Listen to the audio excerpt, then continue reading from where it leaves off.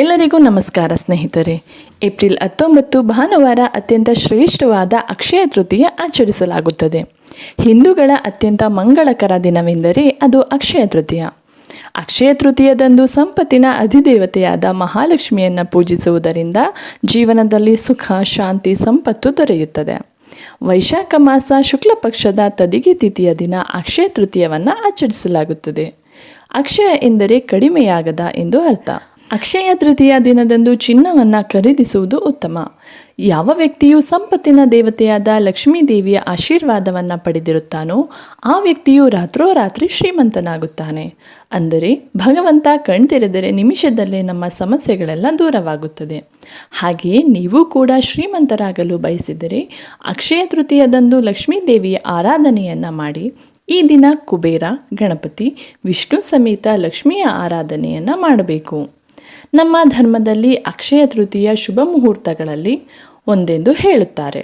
ಈ ದಿನ ಮದುವೆ, ಮುಂಜಿ, ಉಪನಯನ, ಗೃಹ ಪ್ರವೇಶ, ಭೂಮಿ ಖರೀದಿ, ಕಚೇರಿ ಉದ್ಘಾಟನೆ ಅಥವಾ ಇತರ ಯಾವುದೇ ಶುಭ ಕಾರ್ಯಗಳನ್ನು ಮಾಡಿದರೆ ಅಕ್ಷಯ ಫಲವನ್ನು ಅಂದರೆ ಅನೇಕ ಪಟ್ಟು ಅದ್ಭುತ ಫಲಿತಾಂಶವನ್ನು ನೀಡುತ್ತದೆ. ಇದಲ್ಲದೆ ಈ ದಿನ ಮಹಾಲಕ್ಷ್ಮಿಗೆ ಸಂಬಂಧಿಸಿದ ಚಿನ್ನ ಮತ್ತು ಬೆಳ್ಳಿ ಇತರ ವಸ್ತುಗಳನ್ನು ಖರೀದಿಸುವುದು ಮಂಗಳಕರ. ಈ ದಿನ ಲಕ್ಷ್ಮೀ ದೇವಿಯ ಜೊತೆಗೆ ಗಣಪತಿ ಮತ್ತು ಕುಬೇರನನ್ನು ಪೂಜಿಸುವುದರಿಂದ ಉತ್ತಮ ಫಲಿತಾಂಶ ಸಿಗುತ್ತದೆ. ಅಕ್ಷಯ ತೃತೀಯ ತಿಥಿ ಸಮಯ ಏಪ್ರಿಲ್ 19 ಬೆಳಗ್ಗೆ 10:49 ಪ್ರಾರಂಭವಾಗಿ ಏಪ್ರಿಲ್ 20 ಬೆಳಗ್ಗೆ 7:27 ಮುಕ್ತಾಯವಾಗುತ್ತದೆ. ಅಕ್ಷಯ ತೃತೀಯವನ್ನು ಈ ವರ್ಷ ಏಪ್ರಿಲ್ 19 ಮತ್ತು ಇನ್ನು ಕೆಲವು ಕಡೆ ಏಪ್ರಿಲ್ 20ನೇ ತಾರೀಕು ಎರಡೂ ದಿನವೂ ಆಚರಿಸಲಾಗುತ್ತದೆ. ಅಕ್ಷಯ ತೃತೀಯವನ್ನು ಅಭುಜ ಮುಹೂರ್ತ ಅಥವಾ ಸ್ವಯಂ ಸಿದ್ಧ ಮುಹೂರ್ತ ಎಂದು ಕರೆಯುತ್ತಾರೆ. ಅಂದರೆ ಯಾವುದೇ ಶುಭ ಕಾರ್ಯ ಮಾಡಬೇಕಾದರೆ ಪಂಚಾಂಗ ನೋಡಿ ಗ್ರಹಗತಿಗಳನ್ನು ಪರಿಶೀಲಿಸಿ ಶುಭ ಮುಹೂರ್ತವನ್ನು ನಿಗದಿಪಡಿಸುತ್ತೇವೆ. ಆದರೆ ಅಕ್ಷಯ ತೃತೀಯ ಅಂತಹ ದಿನವಲ್ಲ. ಈ ದಿನದಂದು ಸೂರ್ಯ ಮತ್ತು ಚಂದ್ರ ಇಬ್ಬರು ತಮ್ಮ ಉಚ್ಚ ಸ್ಥಾನದಲ್ಲಿ ಪ್ರಬಲ ಸ್ಥಿತಿಯಲ್ಲಿ ಇರುತ್ತಾರೆ. ಆದ್ದರಿಂದ ಇಡೀ ದಿನದ ಪ್ರತಿ ಕ್ಷಣವೂ ಶುಭ ಮುಹೂರ್ತವೇ ಆಗಿರುತ್ತದೆ.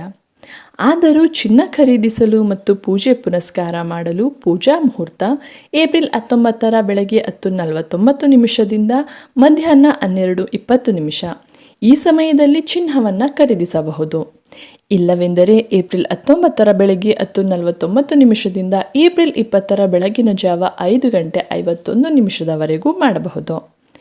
ಈ ದಿನ ಮಾಡುವ ಒಳ್ಳೆಯ ಕೆಲಸ, ಪುಣ್ಯ ಹಾಗೂ ಖರೀದಿಗಳು ದುಪ್ಪಟ್ಟಾಗಿ ಅಷ್ಟೈಶ್ವರ್ಯ ಪ್ರಾಪ್ತಿಯಾಗುತ್ತದೆ.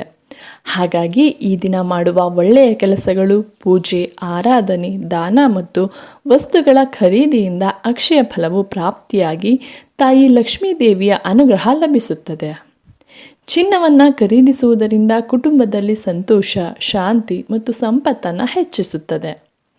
ಲಕ್ಷ್ಮೀ ದೇವಿಯನ್ನು ಮೆಚ್ಚಿಸಲು ಸಂಪತ್ತಿನ ದೇವತೆಗೆ ಕಮಲ ಅಥವಾ ಗುಲಾಬಿ ಹೂಗಳನ್ನು ಅರ್ಪಿಸಿ ಸರಿಯಾಗಿ ಪೂಜಿಸಬೇಕು. ಹೀಗೆ ಮಾಡಿದರೆ ಲಕ್ಷ್ಮೀ ದೇವಿಯು ಪ್ರಸನ್ನಳಾಗುತ್ತಾಳೆ. ಅವಳ ಆಶೀರ್ವಾದವು ಸಂತೋಷ ಮತ್ತು ಸಮೃದ್ಧಿಯನ್ನು ತರುತ್ತದೆ. ಆರ್ಥಿಕ ಸಮಸ್ಯೆಗಳಿಂದ ಮುಕ್ತಿ ಹೊಂದಲು ಕುಂಕುಮ ಮತ್ತು ಅರಿಶಿಣವನ್ನು ಅಕ್ಷಯ ತೃತೀಯದಂದು ಲಕ್ಷ್ಮೀ ದೇವಿಗೆ ಅರ್ಪಿಸಬೇಕು. ಇದರಿಂದ ಸಂಪತ್ತು ಮತ್ತು ಸಮೃದ್ಧಿಯಿಂದ ದೇವರ ಅನುಗ್ರಹವಿರುತ್ತದೆ. ಹಣದ ಸಮಸ್ಯೆಗಳು ದೂರವಾಗುತ್ತವೆ. ಸಂಪತ್ತು ಸೃಷ್ಟಿಗೆ ಅವಕಾಶ ದೊರೆಯಲಿದೆ. ಆರ್ಥಿಕವಾಗಿ ಬಲಶಾಲಿಯಾಗುವಿರಿ. ಅಕ್ಷಯ ತೃತೀಯದಂದು ಮನೆಯ ಮುಖ್ಯ ದ್ವಾರವನ್ನು ಮಾವಿನ ಎಲೆಯಿಂದ ತೋರಣ ಕಟ್ಟಬೇಕು. ಇದು ಮನೆಗೆ ಅದೃಷ್ಟ ಮತ್ತು ಧನಾತ್ಮಕ ಶಕ್ತಿಯನ್ನು ತರುತ್ತದೆ. ಮನೆಯಲ್ಲಿನ ನಕಾರಾತ್ಮಕ ಶಕ್ತಿ ನಾಶವಾಗುತ್ತದೆ. ಸಂಪತ್ತು ವೃದ್ಧಿಯಾಗಲಿದೆ. ಅಕ್ಷಯ ತೃತೀಯ ದಿನದಂದು ಖರೀದಿಸಿದ ಚಿನ್ನದ ಆಭರಣಗಳು ಅಥವಾ ಚಿನ್ನದ ನಾಣ್ಯಗಳನ್ನು ಉತ್ತರ ದಿಕ್ಕಿನಲ್ಲಿ ಇಡಬೇಕು. ಮರುದಿವಸ ಅದನ್ನು ತೆಗೆದುಕೊಂಡು ಸುರಕ್ಷಿತವಾಗಿ ಇರಿಸಿ. ಹೀಗೆ ಮಾಡುವುದರಿಂದ ಲಕ್ಷ್ಮೀ ದೇವಿಯ ಕೃಪೆಗೆ ಪಾತ್ರರಾಗುತ್ತೀರಿ. ಧನಾತ್ಮಕ ಶಕ್ತಿಯು ಮನೆಯೊಳಗೆ ಹರಿಯುತ್ತದೆ. ಸಂಪತ್ತು ಮತ್ತು ಸಮೃದ್ಧಿ ತರುತ್ತದೆ. ಈ ದಿನವನ್ನು ಅತ್ಯಂತ ಮಂಗಳಕರವೆಂದು ಹೇಳುತ್ತಾರೆ. ಈ ಹಬ್ಬದ ದಿನದಂದು ಯಾವುದೇ ನಿರ್ದಿಷ್ಟ ಶುಭ ಮುಹೂರ್ತವನ್ನು ಆಚರಿಸದೆ ಯಾವುದೇ ಕೆಲಸಗಳನ್ನು ಪ್ರಾರಂಭಿಸಬಹುದು. ಮದುವೆಗೆ ಯಾವುದೇ ಶುಭ ದಿನಾಂಕವಿಲ್ಲದಿದ್ದರೆ ನೀವು ಅಕ್ಷಯ ತೃತೀಯದಂದು ಮದುವೆ ಆಗಬಹುದು. ಇದರ ಪರಿಣಾಮವಾಗಿ ನೀವು ಲಕ್ಷ್ಮೀ ದೇವಿಯ ಅನುಗ್ರಹವನ್ನು ಪಡೆಯುತ್ತೀರಿ. ನಿಮ್ಮ ದಾಂಪತ್ಯ ಜೀವನವು ಸಂತೋಷದಿಂದ ಕೂಡಿರುತ್ತದೆ. ಅಕ್ಷಯ ತೃತೀಯ ದಿನದಂದು ಈ ವಿಶೇಷ ಪರಿಹಾರಗಳನ್ನು ತಪ್ಪದೇ ಮಾಡಿ. ಆರ್ಥಿಕ ಸಂಕಷ್ಟ ನಿವಾರಣೆಗೆ ಈ ದಿನ ದೇವರ ಮನೆಯಲ್ಲಿ ಒಂದು ತಾಮ್ರದ ಪಾತ್ರೆಯಲ್ಲಿ ನೀರನ್ನು ತುಂಬಿಸಿ ಅದಕ್ಕೆ ಸ್ವಲ್ಪ ಕೇಸರಿ ಮತ್ತು ಕೆಂಪು ಹೂವುಗಳನ್ನು ಹಾಕಿ ಲಕ್ಷ್ಮೀನಾರಾಯಣರ ಪೂಜೆಯನ್ನು ಮಾಡಿ ಜಾತಕದಲ್ಲಿರುವ ಶುಕ್ರ ಗ್ರಹ ಬಲಗೊಳ್ಳುತ್ತಾನೆ. ಇದರಿಂದ ಐಶ್ವರ್ಯ ವೃದ್ಧಿಯಾಗುತ್ತದೆ. ಉದ್ಯೋಗ ಮತ್ತು ವ್ಯವಹಾರ ಪ್ರಗತಿಗಾಗಿ 11 ಗೋಮತಿ ಚಕ್ರಗಳನ್ನು ತೆಗೆದುಕೊಂಡು ಅವುಗಳಿಗೆ ಅರಿಶಿನ ಹಚ್ಚಿ ಒಂದು ಹಳದಿ ಬಟ್ಟೆಯಲ್ಲಿ ಕಟ್ಟಿ ನಿಮ್ಮ ಕೆಲಸದ ಸ್ಥಳ ಅಥವಾ ಹಣ ಇಡುವ ಜಾಗದಲ್ಲಿ ಇಡಿ. ಪೂಜೆ ಮಾಡುವಾಗ ಓಂ ಶ್ರೀ ಮಹಾಲಕ್ಷ್ಮೀ ನಮಃ ಎಂಬ ಮಹಾಲಕ್ಷ್ಮಿ ಮಂತ್ರವನ್ನು 108 ಬಾರಿ ಜಪಿಸಿ. ಸಾಲದ ಸುಳಿಯಿಂದ ಮುಕ್ತಿ ಹೊಂದಲು ಅಕ್ಷಯ ತೃತೀಯ ದಿನದ ಸಂಜೆ ಕನಕದಾರ ಸ್ತೋತ್ರವನ್ನು ಪಠಿಸಿ ಅಥವಾ ಕೇಳಿ. ಈ ದಿನ ಸಕ್ಕರೆ ಮತ್ತು ಅಕ್ಕಿಯನ್ನು ದಾನ ಮಾಡಿ. ಬಿಳಿ ಬಣ್ಣದ ವಸ್ತುಗಳನ್ನು ದಾನ ಮಾಡುವುದರಿಂದ ಚಂದ್ರ ಮತ್ತು ಶುಕ್ರನ ಅನುಗ್ರಹ ಸಿಗುತ್ತದೆ. ಇದು ಸಾಲದ ಹೊರೆ ಇಳಿಸಲು ಸಹಕಾರಿಯಾಗುತ್ತದೆ. ಮನೆಯಲ್ಲಿ ನೆಮ್ಮದಿ ಮತ್ತು ದಾಂಪತ್ಯ ಸುಖಕ್ಕಾಗಿ ಈ ದಿನ ಶಿವಪಾರ್ವತಿಯರನ್ನು ಆರಾಧಿಸಿ ಸಕ್ಕರೆ ಮಿಶ್ರಿತ ಹಾಲಿನಿಂದ ಶಿವಲಿಂಗಕ್ಕೆ ಅಭಿಷೇಕವನ್ನು ಮಾಡಿ. ಅಕ್ಷಯ ತೃತೀಯದಂದೇ ಪಾರ್ವತಿ ದೇವಿಯು ಮದುವೆಯಾದದ್ದು ಎಂಬ ನಂಬಿಕೆ ಇದೆ. ಹಾಗಾಗಿ ಮದುವೆ ವಿಳಂಬವಾಗುತ್ತಿರುವವರು ಈ ದಿನ ಶಿವಗೌರಿ ಪೂಜೆಯನ್ನು ಮಾಡುವುದು ಶ್ರೇಷ್ಠ. ಅಕ್ಷಯ ತೃತೀಯದಂದು ಒಂದು ಏಕಾಕ್ಷಿ ತೆಂಗಿನಕಾಯಿಯನ್ನು ಮನೆಗೆ ತಂದು ಪೂಜಿಸಿ ಕೆಂಪು ಬಟ್ಟೆಯಲ್ಲಿ ಸುತ್ತಿ ಇಟ್ಟರೆ ಆ ಮನೆಯಲ್ಲಿ ಎಂದಿಗೂ ಧನ ಧಾನ್ಯಕ್ಕೆ ಕೊರತೆಯಾಗುವುದಿಲ್ಲ. ಗಣೇಶನಿಗೆ ಈ ದಿನ 21 ಗರಿಕೆ ಹುಲ್ಲನ್ನು ಅರ್ಪಿಸಿ. ಇದರಿಂದ ಕೆಲಸದಲ್ಲಿ ಎದುರಾಗುವ ವಿಘ್ನಗಳು ನಿವಾರಣೆಯಾಗುತ್ತವೆ. ಸುವರ್ಣ ದಾನಕ್ಕೆ ಸಮಾನವಾದ ದಾನ ನೀವು ಚಿನ್ನವನ್ನು ಖರೀದಿಸಲು ಸಾಧ್ಯವಾಗದಿದ್ದರೆ ಸ್ವಲ್ಪ ಜೇನುತುಪ್ಪ ಅಥವಾ ಗೋಧಿಯನ್ನು ದಾನ ಮಾಡಿ. ಇದು ಬಂಗಾರವನ್ನು ದಾನ ಮಾಡಿದಷ್ಟೇ ಪುಣ್ಯವನ್ನು ನೀಡುತ್ತದೆ. ನಾವು ಅನೇಕ ಬಾರಿ ಈ ತಪ್ಪುಗಳು ತಿಳಿಯದೆ ಮಾಡುತ್ತೇವೆ. ಅಕ್ಷಯ ತೃತೀಯದಂದು ಪ್ಲಾಸ್ಟಿಕ್, ಅಲ್ಯೂಮಿನಿಯಂ, ಕಬ್ಬಿಣ ಇತ್ಯಾದಿಗಳನ್ನು ಖರೀದಿಸುವುದು ತಪ್ಪಿಸಿ. ಈ ದಿನದಂದು ಇವುಗಳನ್ನು ಖರೀದಿಸುವುದು ರಾಹು ಮತ್ತು ಶನಿಗೆ ಹೊರೆಯಾಗುತ್ತದೆ. ಇದರೊಂದಿಗೆ ದುಃಖ, ಬಡತನ ಜೀವನದಲ್ಲಿ ಕೂಡಿರುತ್ತದೆ. ಅಲ್ಲದೆ ಅಕ್ಷಯ ತೃತೀಯದಂದು ಲಕ್ಷ್ಮೀದೇವಿಯನ್ನು ಪೂಜಿಸಲಾಗುತ್ತದೆ. ಈ ದಿನ ಲಕ್ಷ್ಮೀದೇವಿ ಮನೆಗೆ ಬರುತ್ತಾಳೆ ಎಂಬ ನಂಬಿಕೆ ಇದೆ. ಹಾಗಾಗಿ ಮನೆ ಮತ್ತು ಪೂಜಾ ಮಂದಿರವನ್ನು ಸ್ವಚ್ಛವಾಗಿ ಇಟ್ಟುಕೊಳ್ಳಬೇಕು. ಇಲ್ಲದಿದ್ದರೆ ನಕಾರಾತ್ಮಕ ಶಕ್ತಿ ಮನೆಯಲ್ಲಿ ಉಳಿಯುತ್ತದೆ. ಶಾಸ್ತ್ರಗಳ ಪ್ರಕಾರ ಅಕ್ಷಯ ತೃತೀಯದಂದು ಹಣವನ್ನು ಸಾಲವಾಗಿ ನೀಡಬಾರದು. ಹೀಗೆ ಮಾಡುವುದರಿಂದ ನಿಮ್ಮ ಮನೆಯಲ್ಲಿರುವ ಲಕ್ಷ್ಮಿಯು ಹೊರಹೋಗಬಹುದು. ಈ ದಿನ ದಾನ ನೀಡುವುದು ಮಂಗಳಕರ. ಅಕ್ಷಯ ತೃತೀಯದಂದು ಮಾಂಸ ಅಥವಾ ಮದ್ಯವನ್ನು ಸೇವಿಸಬೇಡಿ. ಹೀಗೆ ಮಾಡುವುದರಿಂದ ತಾಯಿ ಲಕ್ಷ್ಮೀ ದೇವಿಗೆ ಅವಮಾನಿಸಿದಂತೆ ಆಗುತ್ತದೆ. ಈ ದಿನ ಈರುಳ್ಳಿ, ಬೆಳ್ಳುಳ್ಳಿ ತಿನ್ನಲಾಗುವುದಿಲ್ಲ.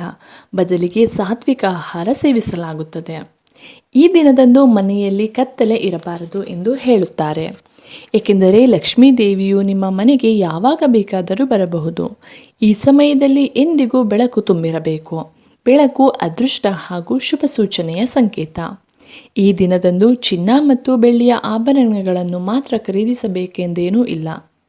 ನಮ್ಮ ಆರ್ಥಿಕತೆಗೆ ಅನುಗುಣವಾಗಿ ಖರೀದಿಸಬೇಕು. ಇದರ ಜೊತೆಯಲ್ಲಿ ಚಿನ್ನ, ಬೆಳ್ಳಿ ಖರೀದಿಸಬೇಕೆಂದು ಸಾಲವನ್ನು ಅಪ್ಪಿತಪ್ಪಿಯೂ ಮಾಡಬೇಡಿ. ಪ್ರತಿಯೊಬ್ಬರ ಬಳಿಯೂ ಚಿನ್ನವನ್ನು ಖರೀದಿಸಲು ಸಾಧ್ಯವಿಲ್ಲ. ಹಾಗಾಗಿ ಈ ದಿನ ಹುಣಸೆಹಣ್ಣು, ಬೆಲ್ಲವನ್ನು ಸಹ ಖರೀದಿಸಬಹುದು. ಈ ದಿನ ನೀವು ಬಾರ್ಲಿಯನ್ನು ಸಹ ಖರೀದಿಸಬಹುದೆಂದು ಶಾಸ್ತ್ರಗಳಲ್ಲಿ ಹೇಳಲಾಗಿದೆ. ಬಾರ್ಲಿಯನ್ನು ಕನಕ ಅಂದರೆ ಚಿನ್ನಕ್ಕೆ ಸಮಾನವೆಂದು ಹೇಳುತ್ತಾರೆ. ಅಕ್ಷಯ ತೃತೀಯ ದಿನದಂದು ಬಾರ್ಲಿಯನ್ನು ಖರೀದಿಸಿದರೆ ಚಿನ್ನವನ್ನು ಖರೀದಿಸಿದಂತೆ ಯಾವ ಫಲ ಸಿಗುತ್ತದೆಯೋ ಅಷ್ಟೇ ಪುಣ್ಯ ಫಲ ಲಭಿಸುತ್ತದೆ. ಬಾರ್ಲಿಯನ್ನು ಖರೀದಿಸಿ ವಿಷ್ಣುವಿನ ಪಾದಗಳಿಗೆ ಅರ್ಪಿಸಿ. ನಂತರ ಬಾರ್ಲಿಯನ್ನು ಕೆಂಪು ಬಟ್ಟೆಯಲ್ಲಿ ಸುತ್ತಿ ಅದನ್ನು ಹಣ ಇಡುವ ಜಾಗದಲ್ಲಿ ಇಡಿ. ಇದರಿಂದ ಸಂಪತ್ತು ದುಪ್ಪಟ್ಟಾಗುತ್ತದೆ. ಅಕ್ಷಯ ತೃತೀಯ ದಿನದಂದು ಮನೆಗೆ ಶ್ರೀಯಂತ್ರವನ್ನು ತರುವುದು ಧರ್ಮಗ್ರಂಥಗಳಲ್ಲಿ ಅತ್ಯಂತ ಮಂಗಳಕರವೆಂದು ಹೇಳುತ್ತಾರೆ. ಅಕ್ಷಯ ತೃತೀಯದಂದು ಶ್ರೀಯಂತ್ರವನ್ನು ಮನೆಗೆ ತರುವುದರಿಂದ ನೀವು ಇಡೀ ವರ್ಷ ಲಕ್ಷ್ಮೀದೇವಿಯ ಅನುಗ್ರಹವನ್ನು ಪಡೆಯಬಹುದು. ಈ ದಿನ ನೀವು ಲಕ್ಷ್ಮೀದೇವಿಯ ಮತ್ತೊಂದು ನೆಚ್ಚಿನ ವಸ್ತುವಾದ ಕವಡೆಯನ್ನು ಖರೀದಿಸಿ ಮನೆಗೆ ತರಬಹುದು. ಇದು ಚಿನ್ನಕ್ಕೆ ಉತ್ತಮ ಪರ್ಯಾಯವೆಂದು ಹೇಳುತ್ತಾರೆ. ಈ ದಿನ ಕವಡೆಯನ್ನು ಲಕ್ಷ್ಮೀದೇವಿಯ ಪಾದದಲ್ಲಿ ಇರಿಸಿ ಲಕ್ಷ್ಮೀದೇವಿಯನ್ನು ವಿಧಿವಿಧಾನಗಳ ಮೂಲಕ ಪೂಜಿಸಿ. ಮರುದಿನ ಈ ಕವಡೆಗಳನ್ನು ಕೆಂಪು ಬಟ್ಟೆಯಲ್ಲಿ ಸುತ್ತಿ ನೀವು ಹಣ ಇಡುವ ಸ್ಥಳದಲ್ಲಿ ಆ ಕವಡೆಗಳನ್ನು ಇಡಿ. ಹಾಗೆಯೇ ಈ ದಿನ ಮಣ್ಣಿನ ಮಡಕೆಯನ್ನು ಖರೀದಿಸುವುದು ಕೂಡ ಮಂಗಳಕರ. ಈ ದಿನ ವಸ್ತ್ರ, ಛತ್ರಿ, ಮಜ್ಜಿಗೆ ಇತ್ಯಾದಿಗಳನ್ನು ದಾನ ಮಾಡಿ ಎಂದು ಭವಿಷ್ಯ ಪುರಾಣ ಹೇಳುತ್ತದೆ. ಇದರಿಂದ ಅಪಾರ ಸಂಪತ್ತನ್ನು ಪಡೆಯಬಹುದು. ಸಿಹಿ ತಿಂಡಿಗಳನ್ನು ದಾನ ಮಾಡುವುದರಿಂದ ಮದುವೆಯಲ್ಲಿನ ಅಡೆತಡೆಗಳು ನಿವಾರಣೆ ಆಗುತ್ತದೆ. ಅನ್ನ, ಗೋಧಿ ಮೊದಲಾದ ಆಹಾರ ಧಾನ್ಯಗಳನ್ನು ದಾನ ಮಾಡಿದರೆ ಅಪಘಾತಗಳು, ಅಕಾಲಿಕ ಮರಣ ಇತ್ಯಾದಿಗಳು ಸಂಭವಿಸುವುದಿಲ್ಲ.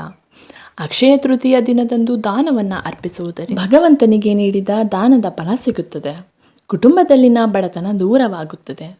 ಜಾನುವಾರುಗಳಿಗೆ ಮೇವು ನೀಡಿದರೆ ಬದುಕು ಸುಭಿಕ್ಷವಾಗುತ್ತದೆ. ಆಡಂಬರಕ್ಕಿಂತ ಭಕ್ತಿಯಿಂದ ಮಾಡುವ ಆರಾಧನೆಯೇ ಮುಖ್ಯ. ಹಾಗಾಗಿ ಈ ದಿನ ನಿಮ್ಮ ಶಕ್ತಿಗೆ ಅನುಸಾರವಾಗಿ ವಸ್ತುಗಳನ್ನು ಖರೀದಿಸಿ ಲಕ್ಷ್ಮೀ ದೇವಿಯನ್ನು ಆರಾಧಿಸಿ. ಈ ವಿಡಿಯೋ ಇಷ್ಟ ಆಗಿದ್ದಲ್ಲಿ ಮರೆಯದೆ ಒಂದು ಲೈಕ್ ಕೊಟ್ಟು ನಿಮ್ಮ ಸ್ನೇಹಿತರಿಗೆ ಶೇರ್ ಮಾಡಿ. ಹಾಗೆ ಇನ್ನೂ ಯಾರಾದರೂ ನಮ್ಮ ಚಾನಲ್ಗೆ ಸಬ್ಸ್ಕ್ರೈಬ್ ಆಗಿಲ್ಲ ಅಂದರೆ ಈ ಕೂಡಲೇ ಸಬ್ಸ್ಕ್ರೈಬ್ ಮಾಡ್ಕೊಳ್ಳಿ. ಎಲ್ಲರಿಗೂ ಧನ್ಯವಾದಗಳು.